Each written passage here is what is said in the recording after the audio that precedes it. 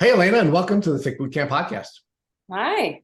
We are really excited to have you, and even more importantly, we have the pleasure of having my good friend Michelle McKeon here today because she's just simply better than Matt Sabatello, and I really wanted to make sure we had our best for our good friend from the friendly part of North America. So, Michelle, say hi to the folks. Hey everyone, excited to be here. Excited to be doing some more podcasting with Tick Bootcamp, the dream team. Oh, thank you. So, Alayna, I did share with folks that you were initially from Canada. Our community knows we consider you folks the nice North Americans. So talk to us about what it was like to grow up in the nice part of North America.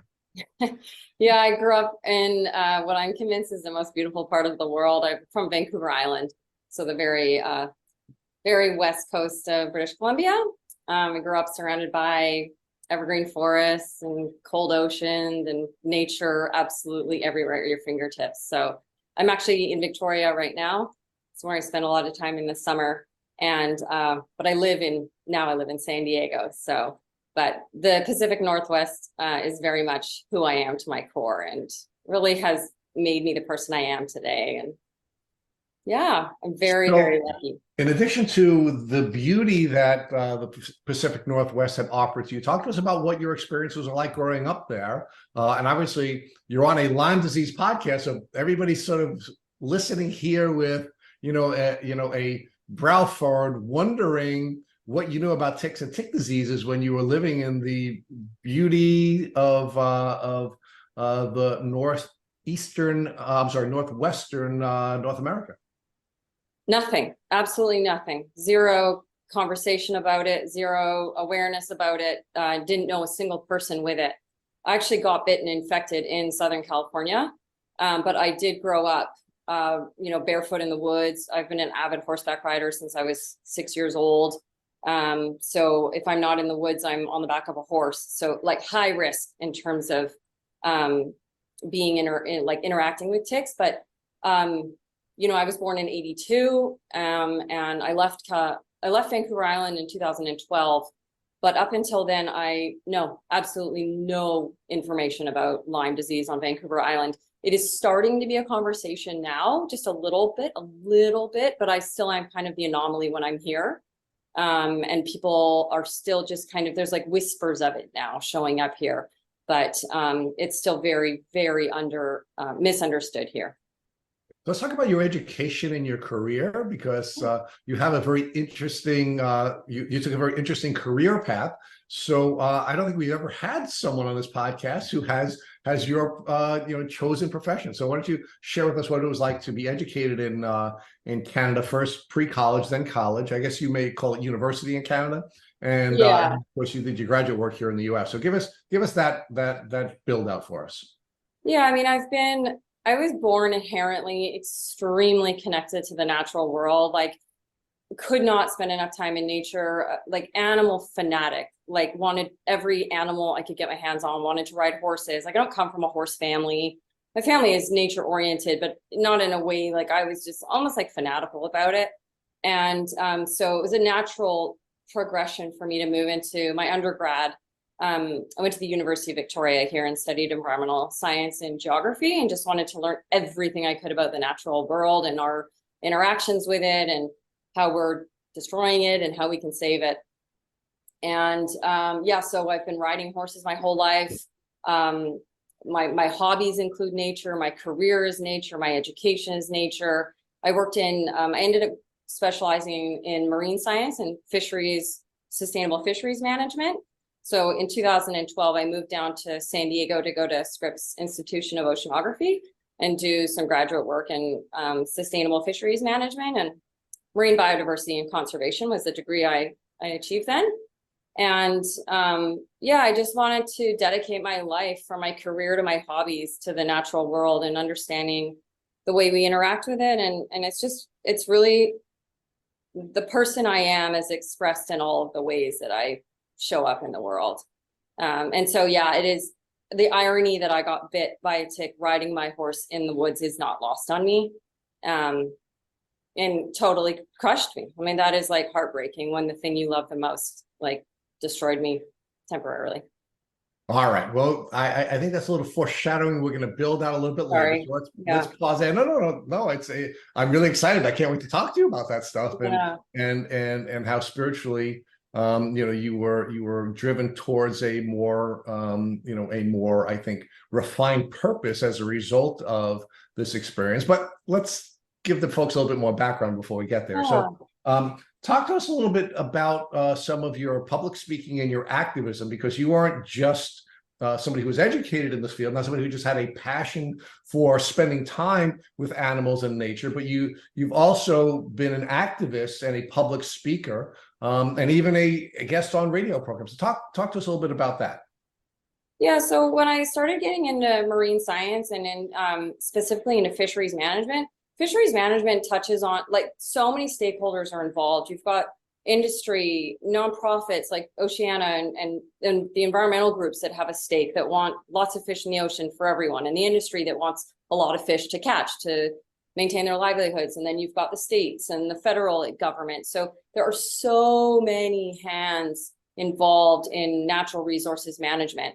So I worked for a nonprofit that represented the industry for 9 years. And because of that work, I just got to know all of the different stakeholders quite closely. And I had to speak on behalf of the industry.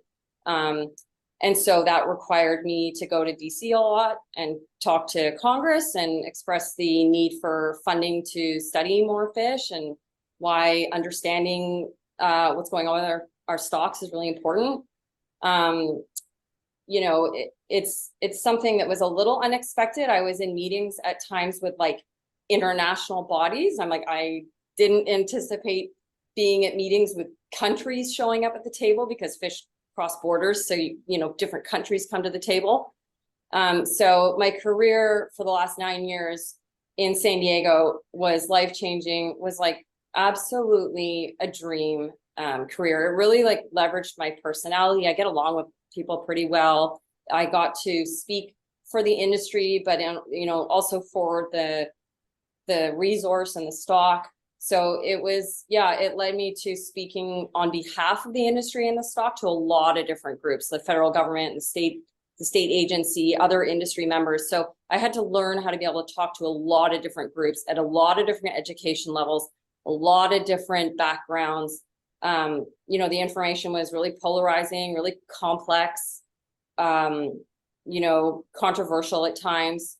And I was expected to be able to explain really complicated information to, someone who has spent, 40 years at sea, which is amazing.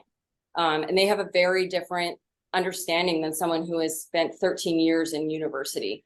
And so, that was what I did. And I loved it. And I'm really lucky. I got to make the environment my job, which was really awesome. And San Diego is such an amazing place to work in marine science. It's like, Scripps is top tier. It's like probably one of the top 2 universities in the country for oceanography and marine science.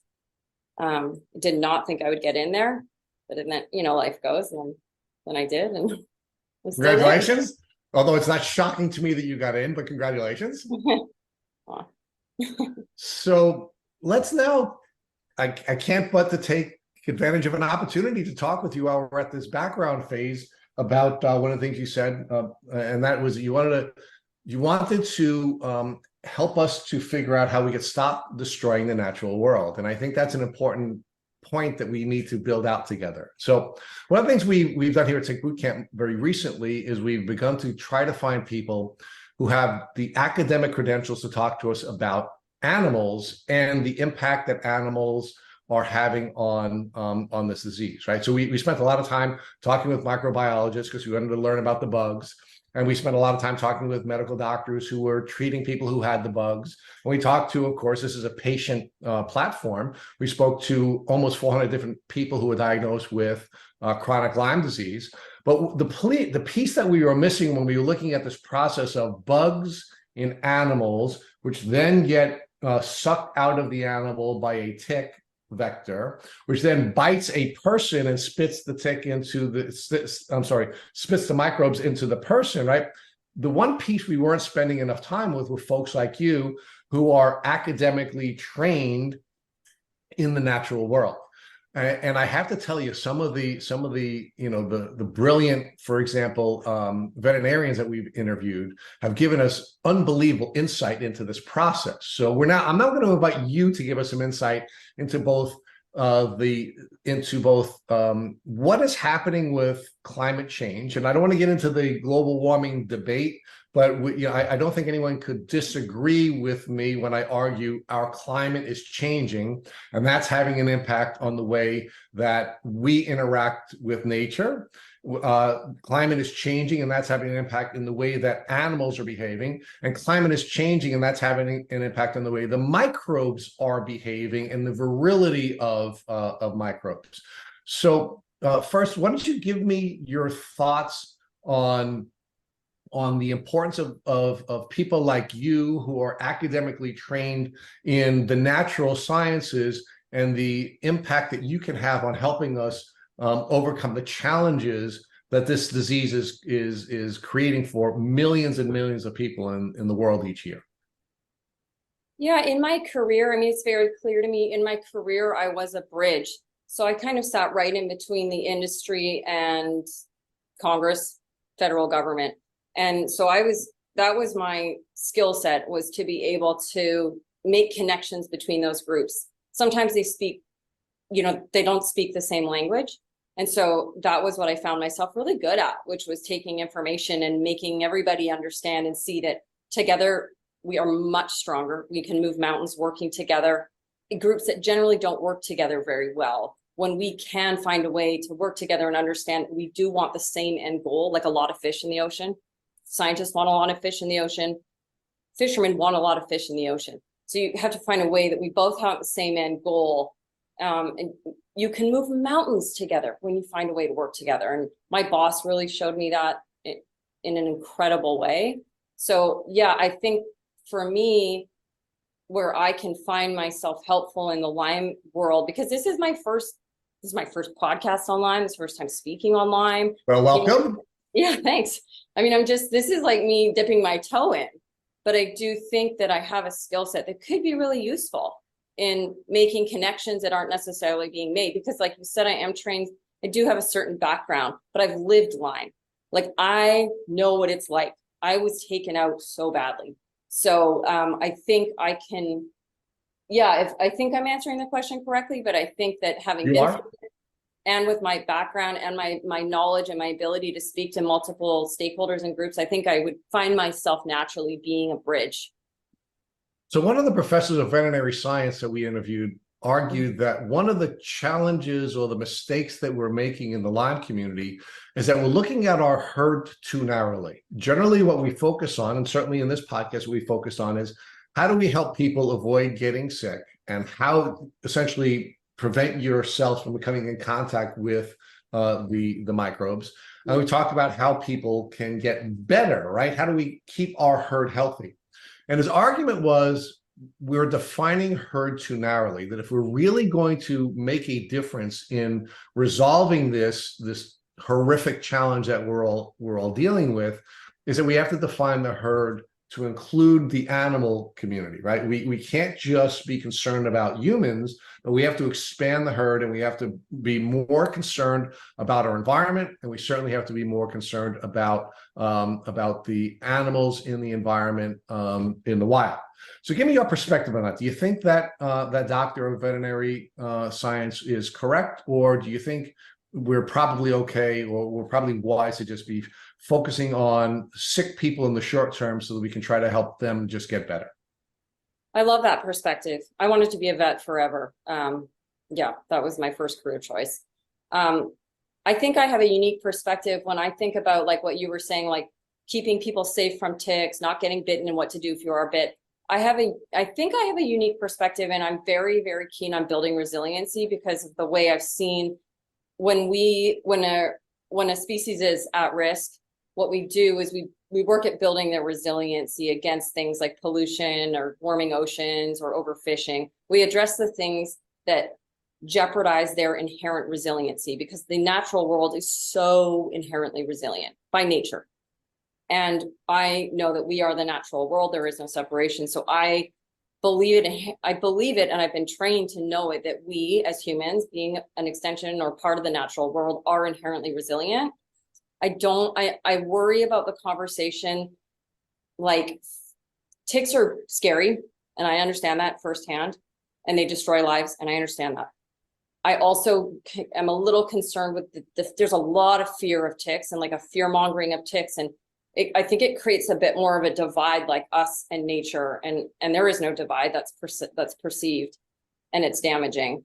And so I'm very much concerned, not very much, I'm a little bit concerned with the kind of like fear mongering around ticks and going into nature, because I find so much healing there. That was a huge pillar of my healing.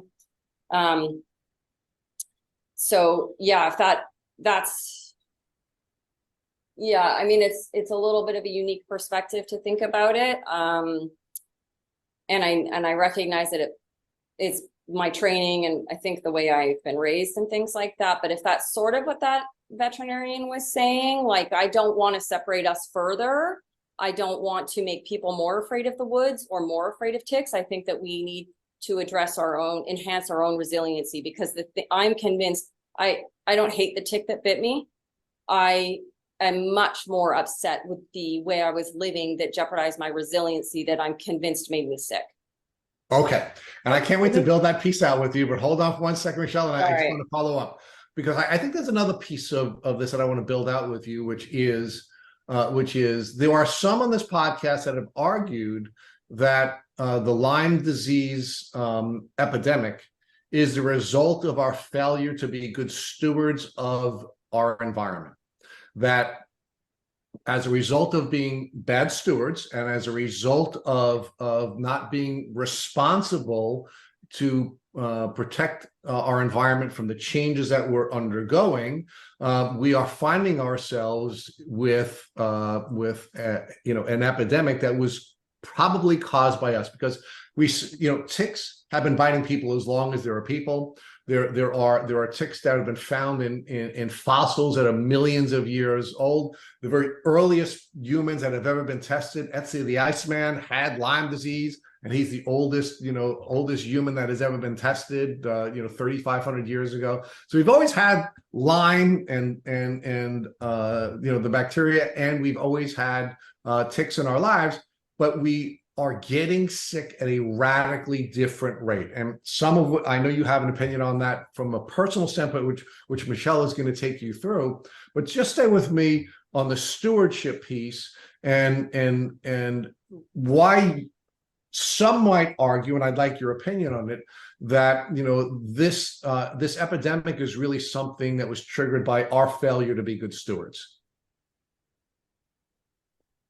I'm not an expert on the increased spread of Lyme because of climate change. I think that's relatively understood and a given, that ticks are showing up in places they didn't used to be. Correct me if I'm wrong, because of a warming climate. So that's a given. So yeah, I mean, a warming climate is a failure of ours. The train has left the station. The science is undeniable, and this is a canary in the coal mine. One of like 100 million examples of climate related change that we're going to have to adjust to. Some of us are much more fortunate, are going to be able to, some people are going to suffer much greater, and some people are going to be able to ride it out a little bit better. So yeah, I mean, if ticks are spreading further because of warming climates, that's a failure. I mean, like in Victoria, there are deer showing up in town where there never used to be deer. Ever. And there are like 3 deer in my front yard right now. That's probably because predators are gone, like large apex predators, cougars. Massive development on the outskirts of town, perhaps pushing the deer into town. So there's a big concern now. Do we call the deer because they're bringing ticks into people's front yards? Like, I have cats. The cats literally like hang out with the deer. It crosses my mind. That would be a failure. A failure. Is that sort of what you mean? Like that kind of? I know, but it's really, it is really, it goes back to the conversation we were having earlier, which is, we have to respond with ability. And I think if we're focusing narrowly on our herd and we're not looking at the larger responsibility that we have to steward this environment, we're going to see more problems like this, and this problem is going to continue to get worse. So, if people need an incentive to be more responsible in the way that they're living their lives and the policies that they're advocating for, specifically those relating to climate change, I think this is a trigger for that, right? I mean, really is something that folks have to take into consideration, because as the climate changes, and yes, we are adaptive beings, yes, we are resilient beings, but you know what? It takes a long time for us to adapt as a species. And if the rate of change accelerates at the pace that it is accelerating now, we may find ourselves in a place where we can't adapt fast enough, and that will be really bad for our species. So, we really do, at least I believe, and certainly I've appreciated the argument that made by many of the experts in the veterinary science arena, that, we have to be better stewards of our environment. If we're not, we may find ourselves in a much worse position than we already are. But it's a finite balance, and things are changing. Like you said, it's the rate of change, which is very concerning. So let's come back to your story. I've enjoyed the tangent, but we do want to come back, and let's talk about when you started to feel ill. Before you were diagnosed, but when you first started to feel the symptoms of what you now know to be Lyme disease symptoms. Yes, I was bit in 2017, knowingly. But I'd been around horses in Southern California where I'd never seen a tick before. And then I moved to Southern California and I would go hiking. And I was like, oh my God, these things are real. Like they were like mysterious little woodland creatures I didn't really believe in. Yeah, so then 2017, for the next 3 years or so, I had very I call them like whispers. Like they were like very subtle symptoms that kind of crept in that I were easily written off as stress, because I was living such a fast-paced life. I was working probably too much. I was commuting a lot. It was like a very, very hectic, fast-paced time in my life where my career was, taking off. I was traveling a lot. I was commuting like 2 to 3 hours a day in California, Southern California traffic. I was quite stressed. And so the symptoms that were popping in, I wrote off as anxiety or stress. Like and they were so ambiguous that I thought, like, what am I going to do? Go to a doctor and say, my brain feels like it vibrates once a month. Like I gaslit myself or whatever, like I was like, oh, they're just going to say to you, like, what do you mean you feel like your brain's vibrating, girl? Like, what to explain? I'm like, I don't know. And so, yeah, like brain buzzing and vertigo, which I just wrote off as stress. My anxiety started to skyrocket, but that made sense because I had a lot of pressure at work. Numbing, I had numbing all on my legs. Went to a neurologist and they were like, your legs are fine. So then I thought I had MS. Like I self-diagnosed myself with like early MS. Yeah, numbing limbs. Oh, and then I would just have days where I felt like I had the flu randomly. Just like, but I didn't, never like manifested into a real flu, but I would just be like driving home from work and I'd be like, oh man, I got the flu. And then I like would be fine the next day. So I just thought they were all so vague and ambiguous that no doctor, plus I didn't even have a doctor in the States. Not, but like, I prided myself on being a person that was like low maintenance, like didn't need that, like go, produce, like be hyper productive. Like I was like very type A, I've been told like a lot of Lyme people get like constantly on the go. So yeah, I actively ignored. Now what I see is like crystal clear Lyme creeping in.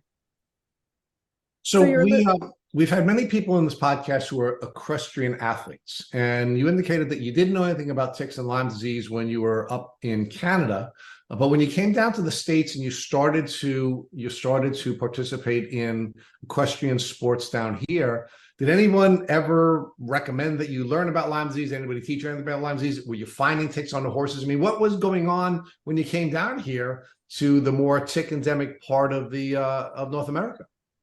No, nothing. I mean, like Yolanda Hadid's, I watched like Housewives and like, I would like, she was a writer and and I was like, oh yeah, that looks pretty bad. So, like, honestly, like I never read her book, but like you just kind of hear these things, but no, like, no one at my barn talked about it. In San Diego, there's still an overwhelming understanding that it is a New England, Northeastern Connecticut problem. Like, it is still a very much like, it's an East Coast thing. We have them here, but they're the wrong species. Like, because my husband is a biologist, and we would hike, and he's an avid hunter and outdoorsman, and he would have ticks on him, and he was like, it's dog tick, doesn't carry it, like like it's, and he's got a PhD in biology, and so yeah, and that he's learned, like I have, like an insane amount in the last handful of years. But the day I was bit, we thought it wasn't possible, that because it was the wrong species. So no, it did not come up, despite spending 3 afternoons a week riding horses. It did not come up. So but I wasn't telling people I was dizzy either. Like, no, I wasn't. I was very secretive. Very secretive. I was not telling anyone I had vertigo or anything. Right. So you're a stoic person, you're low maintenance, you're a suck it up kind of gal. And unfortunately that didn't serve you well. But Michelle's going to take you through that. Let's say with the tick bite. So tell me a little bit more about the tick bite. What were you doing before the tick bite, and how did you discover the biting tick? It was a day that was so, now it's like a metaphor. The day I was bit was like such a classic day where I was, out of the house at 6:50, like 45 minutes of like brutal gridlock to get to work, like race, like race to the barn. I have like, an hour and 48 minutes to ride my horse and then go home. And it was just such a frenzied classic day that represented my life at that time. I went to the barn and I didn't have time to change out of my barn clothes. Now I would never do that. So I had my barn clothes on, went back, did some more work. Then like 6 hours later, went to take off my riding shirt and found the tick on my stomach. Had a funny little rash around it. Like, it's kind of like an interesting, like vascular, like pattern. Like, it looked like I had a bunch of spider veins around it. Weird. Didn't have a bullseye, panicked, like freaked out. And I was like, oh, it happened. I kind of had like built up this whole like bad thing in my head, like it's happened. And yeah, like it wasn't even like really, it was only on for maybe 5 hours, so I was able to just like wipe it off. I just like frantically like swiped it off, and it flew off, and I was like freaked out, so I grabbed a bottle of like Windex and sprayed it like 100 times. I was like, die, like like didn't know what to do with it. And then like my brain like slowed down, and I was like, oh my God, put it in a bag. Like, I don't know, like if that was like my like scientific training was like, just put it in a Ziploc, like keep the specimen, was like the voice, like the logical voice that like popped in. No training on anything, and I'd already like doused it in Lysol or Windex. And then frantically called my husband and was like, come home, and called my riding instructor and was like, I just got bit at the barn, because I'd just seen her. And she's an incredible horsewoman. She's been riding forever. And she was like, oh, just wash it with soap. Like, it's not, it's like, this isn't a Southern California thing. She had ridden horses on the East Coast and was like, I have a lot of friends on the East Coast who got it, but this is Southern California. And then my husband came home, and it was like diving into the internet. Like, we just became academics, like, for the next several hours. And then I went to the hospital, and then it all like, it's like failure after failure. So what year was the tick bite? 2017. Okay, so between 2017 and 2020, you have these developing symptoms. Your body seems to be managing these symptoms for that 3-year window. And then you have a riding accident. Talk to us about the riding accident and how things accelerated after the riding accident. Yeah, so I was given no treatment despite going to the hospital the day I was bit. Oh, sorry, I was given 1 dose of doxycycline. So weird. One dose. He Did gave they like do any testing? No, like I'd never seen a tick. He literally, he was a lovely ER doctor. I just waited. My husband was like, let's just err on the side of caution and take you to the ER. And, we went, and he was like, well, fancy that, like never seen a tick before. And, we'd already looked online, and we were like, oh no, dog ticks don't carry it. It's not attached for long enough. We're in the wrong part of the country. Like the internet just like was like, you're fine, you're fine, you're fine. Mm-hmm. And my husband's like, you're fine. Like, I'm a biologist. You're fine, you're fine. And took the tick to the hospital, and he was like, oh my gosh, I've never seen one of these things. And he scuttled off, and then he like pulled out, I'm not a doctor obviously, but he like pulled out the big blue book, and I could see him like thumbing through it. I'm like, oh my God, he's looking in the book. And but he's in Southern California, right? And so yeah, he came back with, I'll never forget, a little cup of 2 doxycycline, and was like, take that and you're fine. It's like, not even like, I don't even know what the point? No prescription, nothing. Yeah. So and then, yeah, in 2020, I had a very bad riding accident where my horse cartwheeled and fell on top of me, and sprained both of my knees. And like, it was really bad. And that happened in September 2020. And then very end of October 2020. So 6 to 8 weeks later, my husband and I both got the flu, not COVID, just like the regular flu, which was crazy at that time. It was just like, who gets like flu A or B at that time, like we did. It was so weird. We weren't doing anything. He got better in 3 days, and then I just never got better. Like, I just stayed sick for a month, and we were like, something's going on here. Like,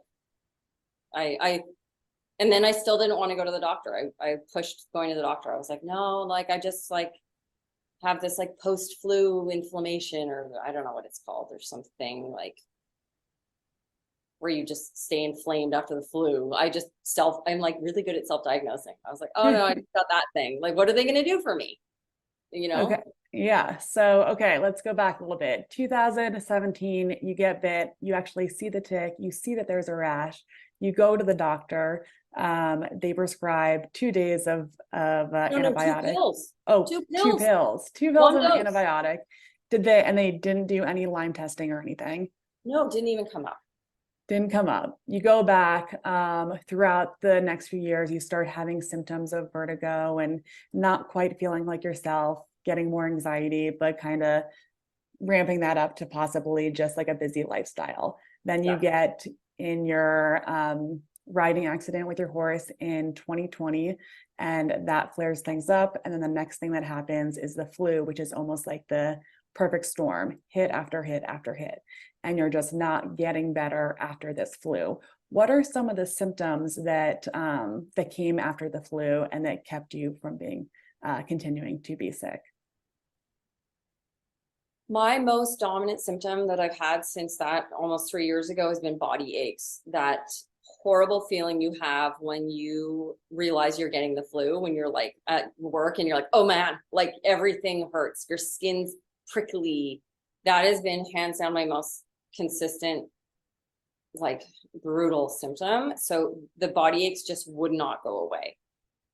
I didn't really have much of a fever. Like, I had the like 3-day flu where I was like raging fever and all those things. But then when that went away, it was just a general, like I actually thought I had fibromyalgia. I was like, okay, I guess I have fibromyalgia, because my mom was diagnosed with that when I was like 15. She had fibromyalgia for like a year. And so I remember thinking, okay, I guess this is genetic. I guess I inherited fibromyalgia. I just have general body aches. The vertigo would come and go, but I thought that vertigo was something that was like would baffle any doctor. So I just kind of thought, this is like the vertigo I've had. Numbness, like numb limbs, then like the creeping in, like the burning hands, stiff neck, and all that started to creep in. Okay. So, and then what's this time frame? You have oh, okay. Like, I got the flu Halloween weekend 2020. And for a month, I went from like running 10K, working like 50-hour weeks, like riding 6 horses a week, like all of it, to I would try and go for a walk, and I could barely walk 5 kilometers. And And I was like, okay, like this is odd. I'm such a high energy, strong constitution, go-getter. And I would just like push, like I was like, deny, deny, deny. Like, you're going on a walk today and you're walking, like you can do this. And I would be like destroyed after 5 kilometers. So someone who's pretty type A, go, go, go, and just kind of like pushing through at this point where you can't really push through even when you're trying. What's the next thing you do? Were you going to doctors at this point? Were you talking to your family? Yeah, what was your No, next I step? drank more water and took a multivitamin. I literally was like, okay, drink more water. I already drank water. Take a multivitamin. I would never tell my family. It was COVID. They were in Canada. I didn't want them to worry. Like, what are they going to do? I've been like historically really secretive. So not in a bad way, just like such like a keep my stuff to myself type of person. So no, I literally remember taking a multivitamin and being like, well, hopefully this works. And that's my husband was surprising. like, you should probably see a doctor. Yeah, and that's surprising if your mom was diagnosed with fibromyalgia. It makes me wonder, does she have possibly a history with tick-borne infections? And then even having those similar symptoms, yeah, it probably was a lot for you to kind of hold it in and just try to ride this out every day, but really feel like your body's shutting down. So here you're at this point, you're talking to your husband and he's kind of like, all right, like this has been going on for a while, drinking water, it's not working. Like, what are we going to do? He was the one who's like, I think you really need to make an appointment. Just do like it was COVID, peak COVID. California was crazy. It was like 50,000 cases a day. Like no one was doing anything. So he was like, just make a Zoom call to be 10 minutes. And she was like phenomenal. I totally downplayed it. I was like, yeah, I've just been feeling really sick. Like this flu is not going away. And she was like, she like picked up on it within like 7 minutes.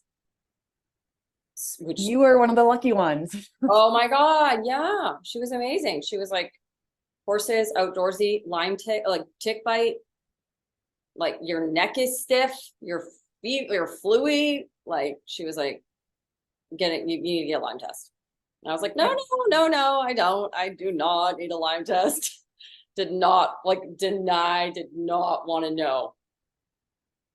Wow. Okay. So you have this great doctor who is able to really look into the past few years and figure out what has happened. And then what goes on from there? Did you get certain tests? What type of test did you get? Did they just test for Lyme or did they also test for co-infections? So she wasn't even I'd never met this doctor before. Like this was a urgent care. It's called walk-in in Canada. So urgent care, like this woman had this clinic doesn't have much history of me. I would go to them occasionally. So she was amazing. She was like, she, and I think she could feel my resistance probably. I didn't want to, I already had so starting to build in my head all of these like narratives, like Lyme is going to destroy your life. So I just wanted to deny it. And she was quite gentle with me and was like, it's just a simple blood test. And if it's just a simple blood test. So I got the simple blood test. And I remember waiting in line because everyone had to wait outside. And I was like, I just felt like, I was like, this feels like day 2 of a flu still. And it's been, a month and a half or whatever at that point. So yeah, I just got I didn't ask any questions. It was just like Western blot ELISA, I guess. And I knew it when she called me and said she needed to make an appointment to talk about the results. And I knew it. I'm like, okay, it's done. And so then I went online and started like doing questionnaires and all these things. And it was like 98% chance you have Lyme. Like you have Lyme. Like I was hitting all of these things. And so then I spiraled and started to like panic. But then she did call me and she was like, you absolutely have Lyme. Okay, so you get tested. Was this just like you went to LabCorp or did you get testing from like IGeneX or Vibrant or any of these specialties? LabCorp, like most basic, off the charts on those ones. Like it was flowing in my body. Yeah. And I feel like as terrible as Lyme disease is and like horrific of a situation, like out of the terribleness, you actually were kind of on like, out of all the bad, it was like a little bit better than what it could have been. Oh, I mean, And thank God for that woman. yeah, having a doctor who caught it right away, and then not even getting a test done from like a very Lyme literate laboratory, just general That came labs. later. So I haven't done all that later, but the initial diagnosis was just LabCorp. And that's where a lot of times it's missed. So many times people go years and years and years. And fortunately for you, it was caught earlier rather than later. So you get your Lyme score. And then what about co-infections? Did she test any co-infections? No, that wasn't even brought up. She said, she was definitely more lit in hindsight now that I've lived it for years. She was more literate than like probably your average San Diego GPE, because she said like, based on, and I didn't know what she was talking about, you know, based on what I see here, it's looking a little bit chronic. She was being very gentle with me. And she said, I'm going to give you 10 days of, it was either 10 days or 3 weeks, I can't remember, of doxycycline. And she said, and there's a doctor at our clinic that is more versed in Lyme, and he was from the East Coast. And she said, I think you should, if you don't feel better in 10 days, then you should make an appointment to see him. And yeah, and that was great. But that was the moment I hung up with her, I made an appointment with a Lyme literate doctor. I just hung up the phone and was like, all right, I'm finding a specialist, like immediately. Yeah, so that's really interesting, because if you were just bit, that may be recommendations of like go on antibiotics for like 2 months, and they're not even giving you 2 months. But this is now a few years. This is now, you know, it's 2017. Now it's at the end of 2020. So it is at a chronic state. And so at a chronic state, just like a few weeks or a few months of antibiotics are definitely not going to cut it. So you did great, and then made an appointment with a Lyme literate physician. And then what happened from there? Yeah, I mean, like the emotional toll was just, I was like devastated. Like I was like in total fear, like consumed in fear. And then all of the headlines, you know, like you're going to be like ruined. Like, it's just like, it was such a terrible few days. I called because we're in San Diego, and I was like, okay, well, at least we're close to like LA. There's, you know, we live amongst tens of millions of people. Like there are going to be the best doctors in the world here.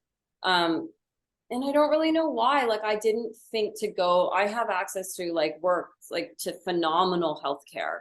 And I didn't think to go to like Scripps Torrey Pines. Like, these are like world famous hospitals. I was like, no, go to like I went online and it was like Lyme specialist LA, Lyme specialist San Diego. I don't know why I followed that, just knowing. And, yeah, so I talked to a couple of clinics in LA, and it was quite overwhelming. And I was like, oh my God. And then the one in San Diego, Dr. Nicola Ducharme, she happened to be like 15 minutes from my house, and had an opening like 4 days later. And like this was like a lifeline. I was like, okay, like at least I can like, you know, hang on for 4 days. And her, you know, her website was like pages and pages of Lyme treatment and success stories. And so, yeah, I just leaned hard into her. I took the doxy. I kept staying on the doxycycline that the doctor had given me, and with no like understanding of like might make you feel worse. And like, I was expecting it to be some lovely little linear healing. Like when you get strep throat, I was like, oh, I'll feel a little bit better every single day. And like 4 days on doxy went by, and I was like, no change. It's like so confusing. So yeah. And then Dr. Nicola got me to do, she was lovely. And I have the first conversation with her recorded, which I've listened to since. And her words were like, there is no question you have Lyme. Like she's like looking at the LabCorp. She's like, there is no question, your symptoms and your labs. But then she taught me about co-infections and immediately got me tested like through IGeneX for co-infections, which I had a bunch, obviously. And yeah, I stayed a little bit. I'm very like aware of like, I'm not hanging out. I wasn't even then, and I never ended up doing like I didn't really go onto Lyme forums. Like, I'm very, very, very careful about what I read online. I didn't want to like pollute my mind with more anxious thoughts. I was so nervous. My sweet husband like phoned their office and was like, be gentle with her. She's like so scared. And like, I'm a pretty confident person. I show up like, and I was just like, I was like a shadow of myself when I went to her office. And so she was like super sweet with me. I think the Babesia was making my anxiety. I was nuts. Like when it came to anxiety, I was losing my mind. But yeah, so she's amazing. I can't say enough positive things about her.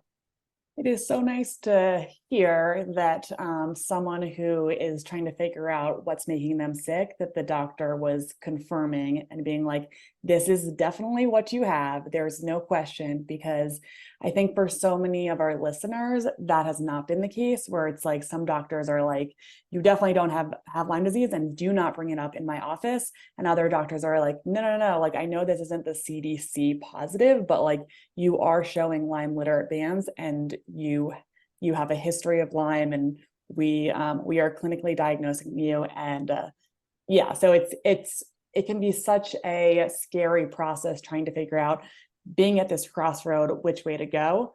And it's nice to hear that you had a physician that was like, this is what you have, even though it's not something that you want to hear, but that a doctor has your back. So I'm happy to hear that. And then you did get tested for co-infections. I know you mentioned you had Babesia. What other co-infections did you have? I tested positive for Babesia and tick-borne relapsing. Those are the ones she told me about. I don't really. And the tick-borne relapsing, it's not uncommon on more of the West Coast. So I'm in Colorado and I see that a lot more with my clients on the West Coast than I did with my clients on the East Coast. So that makes sense, just some of those strains. Okay, so you have your Lyme diagnosis, Babesia, tick-borne relapsing fever. What are the next steps? What was her treatment options? So it was antibiotics, oral antibiotics. So there was a continuation, the doxy, tenizolol, I never know how to say it, tenizolol, whatever that one is. Okay. Bicillin injections. Ooh, those are the worst. Oh my God. Those are, I had to do that myself, and those were very God. painful. Yeah, I don't miss that. No one can prepare you for those ones. Malarone or generic Malarone for the Babesia. Slew of antimicrobial like tinctures and herbal supplements. So supplements. IV ozone, IV vitamins, infrared sauna. And then, drastic diet change. Like I cut alcohol, obviously, it's like not interested. Caffeine, dairy, wheat, gluten, like sugar. Like I was like sniffing chocolate. It was like there was, like on Easter, I literally sniffed my husband's chocolate egg. Oh my God. So yeah, I was eating just like organic meats and vegetables and fruits and like just a very earth-based, like holistic type diet, nothing like crazy. I just removed all of the stuff I already knew wasn't good for me. Yeah. So you're going all in, you're doing whole body approach. Okay. Yeah. So committing to the diet, only sniffing chocolate, not putting it in your mouth. And then also doing antimicrobial antibiotics, antimicrobial herbals, and then detox therapies such as ozone and IV vitamin infusions, things like that. And so, that was all her recommendations. Killing and detoxing. And how are you feeling? Because yeah, the Lyme journey is not always a linear straight line. Yeah, it was like words diminish it. It was horrifying. It was horrifying. I was so sick. Like I use this example all the time because I think I went from, I would get up, I would work, I would ride horses, I would run 10K, I would make dinner, I would clean the house. Like I was that person. Mm-hmm. And I was like, and I look nice. Like it was just mental. And then when I was my sickest, like after I started the treatment, she warned me about herxing, but like no one can like warn you enough. Especially I didn't ease into these things. I left that appointment and did, like, I'm so that person, right? Like I left that appointment and everything started that night. Like it was like Excel spreadsheets for my medicine, like, like Post-its of like inspirational quotes over the house. Like I was going to heal this in 3 weeks. That's what I was decided. I was going to do this in 3 weeks. And so I clearly, my body, like I crashed for probably 4 months, 5 months, where, yeah, like the example, like I couldn't wipe the countertops down in the kitchen. Like I would stand there and I'd be like, oh, I need to wipe down the counters. And I'd be like, no, can't do it. It's like, too bad. Can't do it. Like went from walking 10K and riding 2 horses and working in one day to, I could maybe walk to the end of our driveway, maybe to the neighbor's house. Like Zoom, like FaceTiming my family was like running a marathon. It was so exhausting. I could, like, I was in too much pain to read. Yeah, I crashed from like January. So I met with her in December, and then January, February, March, April were like the dark times. It was COVID. So I was so fortunate because my husband and I I adore him, and we're like, have a really, like, thank God I would have probably died without him. We were home alone and it was COVID. So we were just, I didn't have like fear of missing out. Like work wasn't happening, travel wasn't happening, nothing was happening. That I was very lucky. It also made it so I hid it from everybody. I hid it from everyone. I didn't tell my family, nobody but my husband knew. So yeah, those were very bad days. And then I ended up being one of the people that had a terrible reaction to the sun. And so I'm writing a book about, like, I've written a book, and in my book, like the chapter on the sun and being in Southern California and not being able to be in the sun when you're on those antibiotics was one of the most grueling things I've ever gone through. I mean, our house, and we have this beautiful southwest facing home on the top of a hill with windows. The whole thing is windows. So I had to just have the windows closed. I couldn't sit in our living room. I would just like hole up in our bedroom with the windows drawn. Yeah, so no, those were horrible times. So going from go, go, go. Yeah. So going from go, go, go to really having to stop your life. How was that? Like, I know COVID is during this time. Did you have to tell work and take a medical leave? Like how did that all transpire? My boss is like family to me. He's been one of the most important mentors of my life. Like I said, like I am really good at keeping things close. Mm-hmm. And so I would like reserve, like any energy reserve I had, I used to punch out like some work. But I used like COVID again, like we weren't going into the office. And so like I was at home, like pushing through debilitating pain to try and do some work. So you're still working and I dropped down from full-time to contractor so I could work when I was able. Yeah, work plummeted. And yeah, I would still have to do Zoom meetings, and I would just like find ways around it. I just like wouldn't have my camera on, and I just became less engaged. I wasn't seeking out new projects. Like with the position I was in, I was doing like a lot of like seeking out grant funding, and I just kind of stopped doing that. Like my boss knows me so well. I'm always like such a like, yes, go get her. I'll figure it out myself. And I just kind of stopped doing that. I stopped like acquiring new projects, and I coasted on the work I'd put in the previous like several years. Like my programs and stuff were up and running pretty well. And in the winter was a bit of a lull anyways in fishing. So I was able to, a lot of like, hate to use the word like lucky, but a lot of things kind of worked out for me. Like the COVID thing, work being a little bit slower in the winter anyways. But I mean, I pushed through extreme pain all the time, like every Lyme person does. And I still do.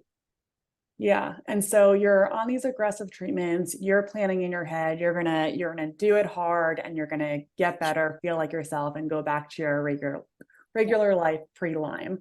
And when you're going through this process and seeing that things are not going as planned, how are you feeling? And then did you decide to change treatments, or in what direction did you go at that point?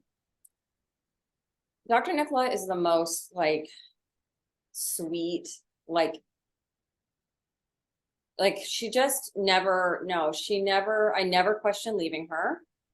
I'm very much like, stay the course, like just stick it out. And she was good about that. Like, this is going to take time. And she was really reassuring. I think she pegged my personality pretty quickly. She's like, you're my most overachieving patient ever. Like, you know, I'm a dream patient like that. Like, you tell me to do it and I do it.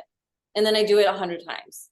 Probably, but then I also overachieved my healing, and I had spreadsheets. And if I didn't do my 45 things, like if I didn't dry brush and gua sha and sauna and stretch and do my breath work and my, like, then I would beat myself up. So she was super sweet like that too. Like, you know, learning to rest, like learning to listen. So she was just a beautiful, like, female doctor. Like, I feel really lucky that I had a female doctor. She took the time to get to know me. And no, I never thought about going elsewhere. I didn't think, I just knew it was going to take time, and she just didn't make me feel like it wasn't working. Like, if these things take time, and we would try different antibiotics. Like, I stayed on Doxy for a year, which is just like crazy. You know, I stayed on Malarone for 9 months or whatever it was. And I think, and we would try different antibiotics. Like, when we sort of plateaued, she would be like, let's try a different one. Bicillin gave me like a herx where I actually thought I was dying. Like, that was the day, like, there was been one Lyme day in my life where I thought I was probably dying, was when I herxed off Bicillin. Pardon me, Bactrim. Bactrim, okay. Oh my God. Yeah, and I think that's tricky because one of the hardest things to learn in the Lyme journey is it is a journey. It's going to take a while, and for someone that seems like for your whole life you've done the right thing and you've been able to succeed by going above and beyond, and then having to kind of like reevaluate things and then take a step back and be like, wait, I actually need to let my body rest a little bit to actually let it move forward. So fast is slow. You do too much, go too aggressive, it can actually give you a Herxheimer that's too much for your system. But if you take it a little bit slower, then your body is more receptive to it, and you can move forward a little bit faster. But it's not an easy lesson to learn, and it seems like it has been. Yeah, I'm still learning it, right? I push still too much, for sure, admittedly. But that's the gift of Lyme. I am grateful for it because it forces me to slow down still today. Like, it forces me to slow down every day still. And what a gift, because I wasn't getting that message before Lyme. What have been some of your treatments that you have tried that has brought you the most symptom relief and helped you move forward? What are some of your favorite I mean, I do think the antibiotics were a vital double-edged sword. I mean, I've been off antibiotics. I was on them for a year. I've been off them for what, a year and a half now. I think they were clearly vital because my life is 70% back. I think that's probably because of the antibiotics, and the herxes are like a testament to that, you know? So, I mean, the Bicillin felt really powerful. Like, intuitively, it felt very strong. I was getting 2 shots a week. I committed to ozone twice a week. I don't know that I ever felt like it was making a huge difference, but I committed to it. For me, the emotional healing was absolutely paramount. I did huge amounts of emotional healing. Nervous system calming and nervous system regulation and breath work and cold water immersion, and yeah, antibiotics and emotional healing. What treatments are you currently doing now? And are there any that you're planning to look into? I did SOT about 6 months ago for tick-borne relapsing. Okay. That For, I think, for our listeners, can you yeah, explain what SOT is and how it helped, or how it sort worked of with you? oligonucleotide therapy. Mhm. And this is Mike, you can correct me. My understanding that it has been used for a couple decades to treat cancers with pretty good success. And I think it's been used to treat Lyme in Europe, like always, for a handful of years, 10 years maybe. And there is one person in LA, and then randomly my doctor's office started doing it. So it works by essentially not allowing the bacteria to replicate is what my understanding. And so it's a blood draw. The blood gets sent over to Greece where it is treated, and then the SOT is sent back, and then it's just through an IV put back into your system. I didn't hurts from that. I don't think. No, I didn't. But I did notice like quite a jump in like a jump back to more normal after. Like I know so many people listening feel this, like you kind of get lost in it. You're like, wait, what was I like last year? Like, I'm like, was I exercising last year?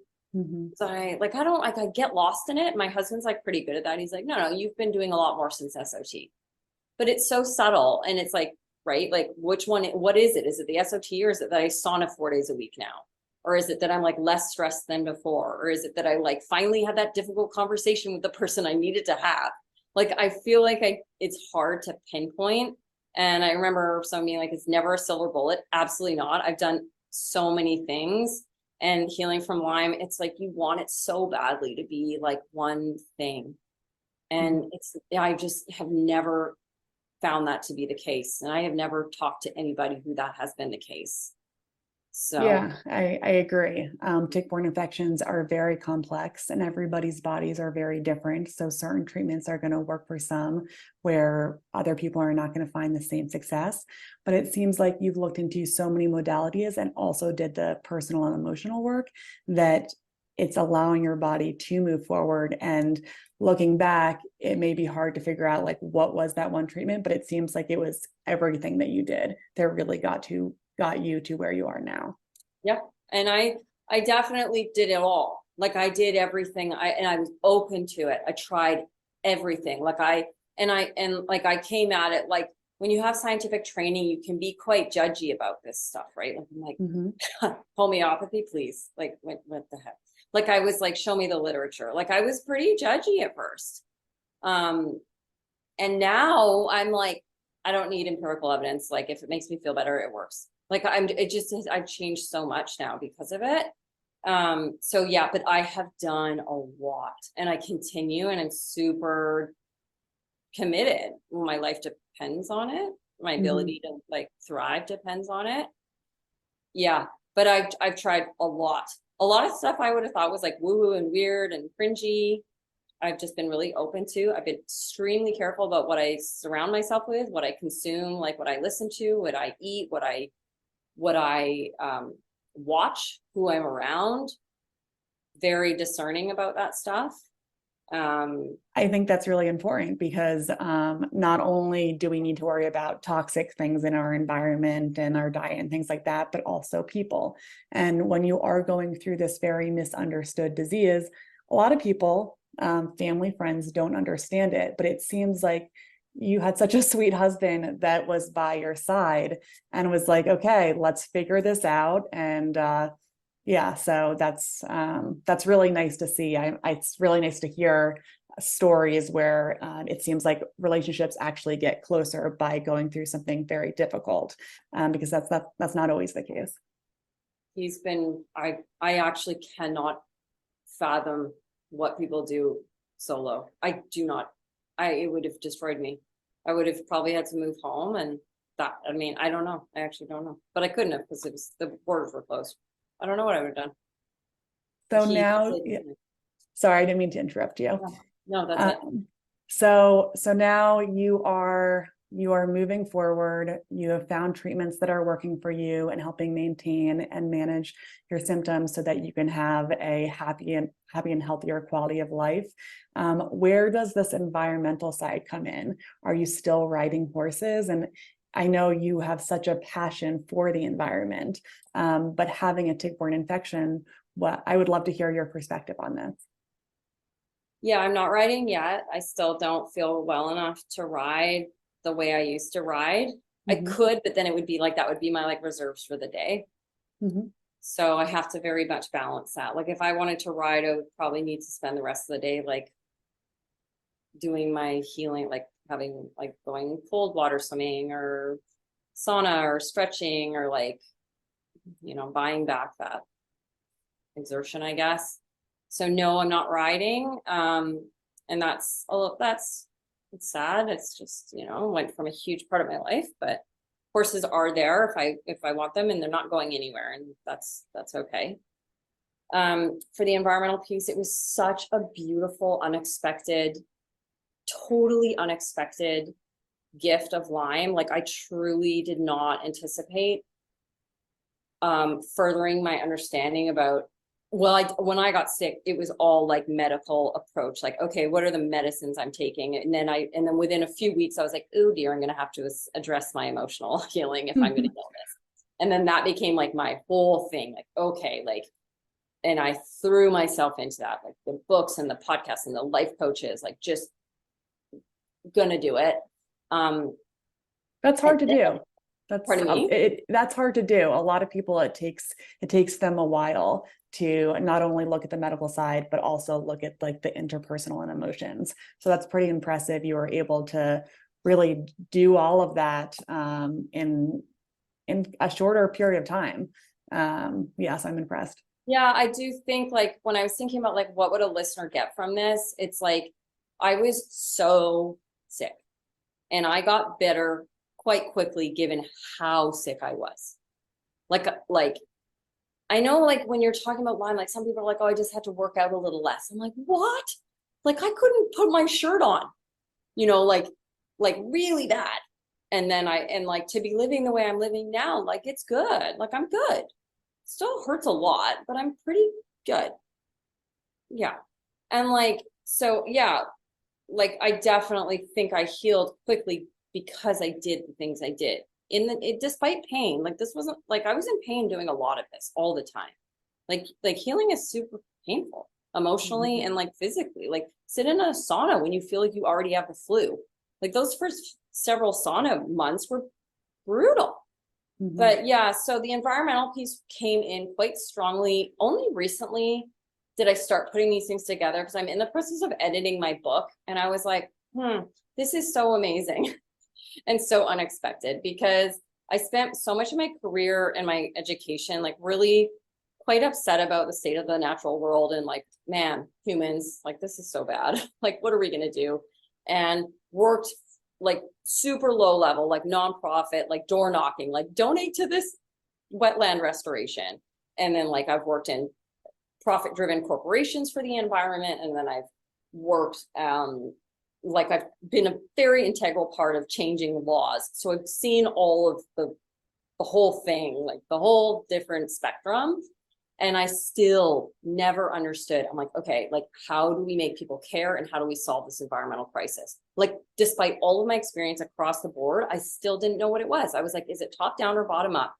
Is it a combination? And I just like never felt like I knew the answer to that, despite like 20 years of work and education in environmental resources management.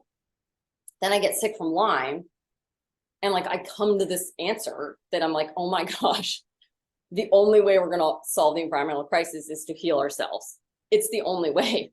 Like we have to heal ourselves, not just from Lyme, but we have to heal ourselves from all of the like trauma that's rampant in like greater society, because healed people like equals healed environment, you know. Environmental degradation is self-destruction. And I used to like, I studied those things and I used to kind of say them. And now I like feel it and I know it. And I realized that the people that were like my life coaches that I've worked with and my yoga teachers and the therapists and the breathwork instructors. I'm like, these people are like environmentalists and they don't even know it because they're healing people, and healed people are what's going to solve the environmental crisis. So like had these like epiphanies, and like, it's so cool because these are epiphanies I only came to through Lyme, which I got from an insect in nature. Like it all feels kind of perfect, and like it was, like it does feel almost like romantic or something, even though it was like so terrible. Yeah, So yeah, it's been, yeah, it's something I write a lot about, and I'm still like hashing these thoughts out in my head. But it's where I want to help people, because like I know that healed people are the best thing for the planet. It seems like it's changed your outlook on a lot of things, and just seeing it from a very different perspective. Earlier in this conversation, I know you and Rich were talking about the environment and how, you know, people used to be bit by ticks all the time, but now people are getting a lot sicker. And I think that there's so many factors that play a role in this. So yes, ticks are more toxic, but why are they more toxic? Because of our environment. And then also, it's not just the outside environment, it's the inside environment with mold, and then outside pesticides, things like that. But I would say the silver lining is when you're healing, I feel the best and the most grounded when I'm in nature. So, you know, a lot of times people are like, do you hike? Like, since you had such a bad case of Lyme disease. And I'm like, yeah, like I live in Colorado and hiking is one of my favorite things to do. And I take the precautions so that I'm smart about it. But nature is very healing, and that's kind of where this comes full circle. Yes. Yep. Absolutely. And I address those things, like we were talking about resiliency. Like I'm thinking about the things, like as people become more, like are bitten more often, whatever it is, like we're seeing more Lyme, building that resiliency within people. Like there is a whole, I understand like keeping ticks at bay and checking yourself and all of that stuff, which is what I was saying earlier, but building resiliency is like how we solve environmental problems in many cases. So I really think we need to build resiliency. And I did that by addressing those things that were the most damaging to my personal resiliency, which was like people pleasing and over extending myself. I never said no, like lack of self-confidence, lack of self-worth. Those things like made me a less resilient person. Like I would say yes to everything and then be like resentful about it.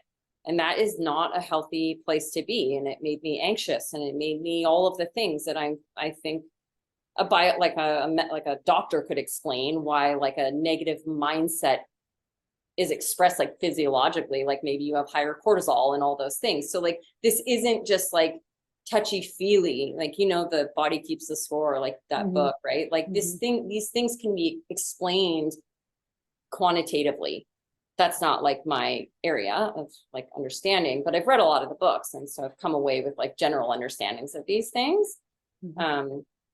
But yeah, like environment, like connecting to the natural world has been so fundamental to my healing. And I was already connected, you know, I worked on behalf of the environment kind of, but just connecting to it in a really more like, I connected with it in a very like socially like rewarded way. Like I got the job and the degree in it and stuff like that. But now I'm just like barefoot on the beach all the time.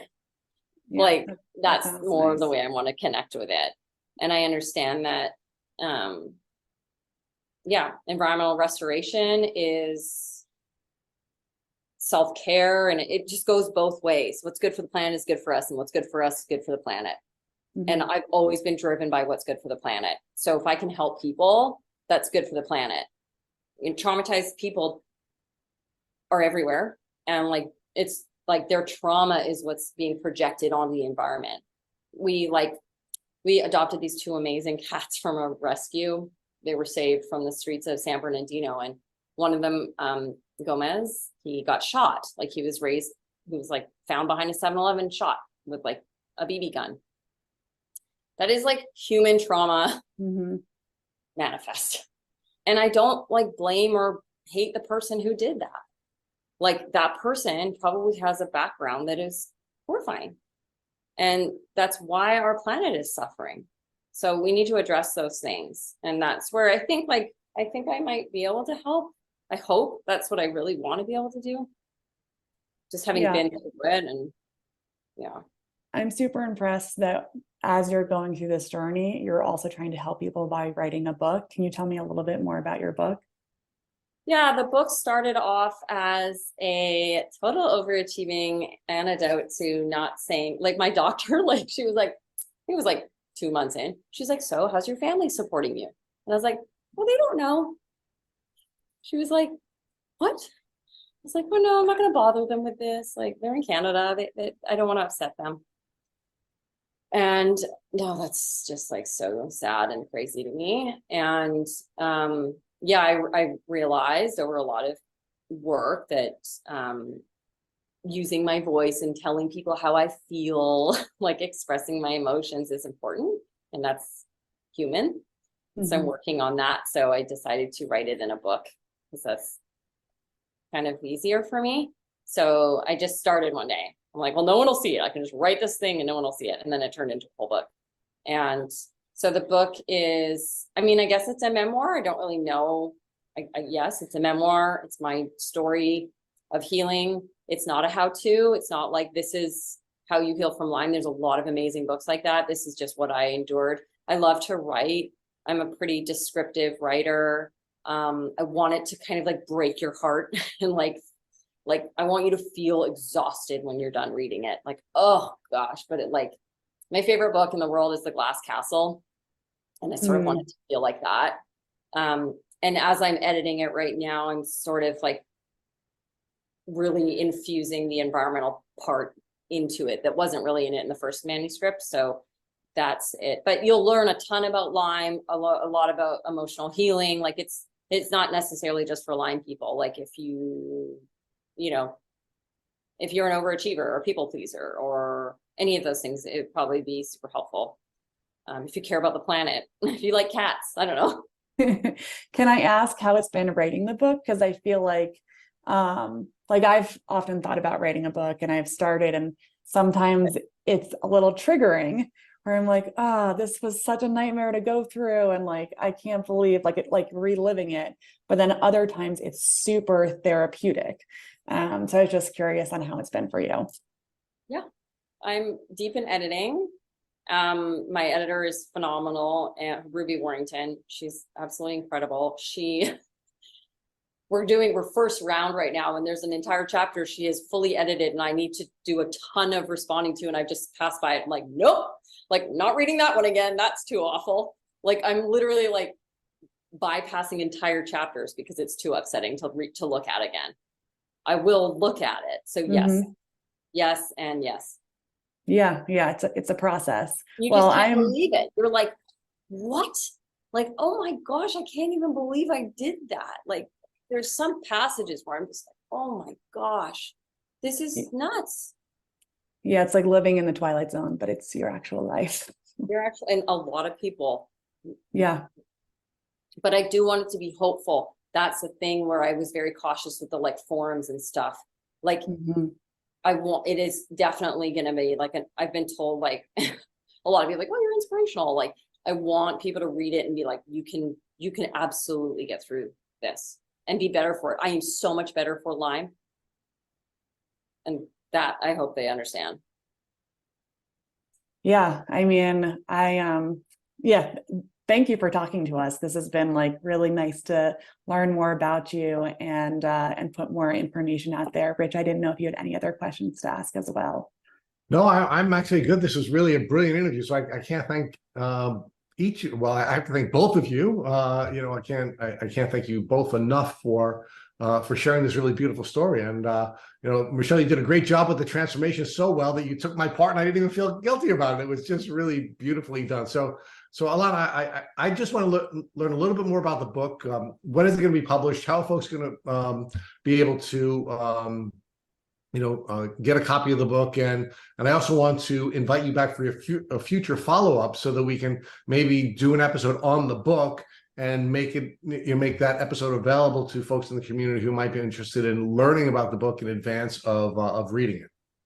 Oh, I would love that so much. Yeah, the book is we're deep in editing right now. It'll probably be 2025. These things take a lot of time, I'm learning. But for people that want to connect, like I truly met people that fundamentally changed my life for the better on social media, on Instagram, people that have radically changed my life. And so I'm active on Instagram, and I highly encourage people to reach out to me. I've connected with other people that are now looking to me for, guidance. If you look up Alayna Bellquist, that's where you find me. You can send me a message. Like I said, I know it to be true because I have connected with people that have made my life so much better through Instagram. It's not to be belittled or anything like that. It's very, very powerful. So I would love for people to reach out to me there. I have online at chronicinspiration.us. There will be a place where you can buy the book there. I'm going to start running workshops. And so in the workshops, we'll be talking about healing, connecting to nature, how to use nature to heal, a lot of back and forth. I find dialogue really, really helpful and informative. So I do love to connect with people. It's we're just better and stronger when we work together. So I would love for people to reach out. And then when the book is ready, I would love for people to, it would be really amazing if people read it. It will be amazing. I'm sure it's going to be an amazing book. And we certainly want to be there with you when you're ready to launch that book. So just mark it on your calendar to stay in touch with us so that we can come back and do an interview just focused specifically on the book. And folks, again, I know everybody in the community needs models, right? We need people to look to so that we can find shortcuts on our journey. And I can't imagine there are two people that are any better than Michelle and Alayna for serving as models, because what we always want to do is you want to find somebody who's just a step ahead of us so that we can learn from that person. Of course, when we are in the community, we have the responsibility of sort of helping the folks who are a step behind us so they can shortcut their journey. So I thank the two of you for spending so much time away from your families and spending time with us here at Tick Boot Camp. Thank you very much. Thank you again. Thank you. It's been so fun, and I'm excited to read your book. Can't wait. Thank you for being my first podcast on Lyme. I'll never forget it.